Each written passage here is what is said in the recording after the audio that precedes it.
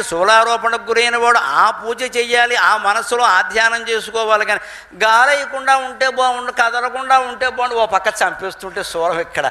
మనకి జీవితంలో ఎదురయ్యే సుఖాలు కూడా అంతే, చిన్న చిన్న సుఖాలవి. వాటిని చూసుకుని ఏదో అనుకుంటాం మనం. ఇక్కడ ఇంత సంసార జ్వాలల్లో, జీవితపు జ్వాలల్లో మాడిపోతున్న వాడికి కూడా కొంచెం సుఖాలు ఏమిటిట?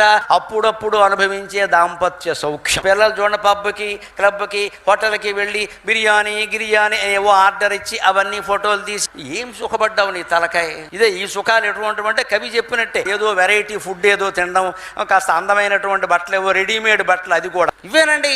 అది ఇదే కదా జీవితం. దీంట్లో ఉండే సుఖాలకి ఇంత మోజుపడిపోవాలా? ఇక్కడ అంత అవసరమా ఇదంతా? అవి వదిలేసి భగవత్ పూజ చేయగలిగితే, మరణ సమయంలో ముఖ్యంగా భగవన్నామస్మరణ చేయగలిగితే వచ్చే జన్మే ఉండదండి. ఒకవేళ ఇంకా కర్మకాలక కర్మఫలాలు ఏమన్నా మిగిలిపో, అపూర్వమైన పూర్వజన్మ జ్ఞానంతో పుడతాం.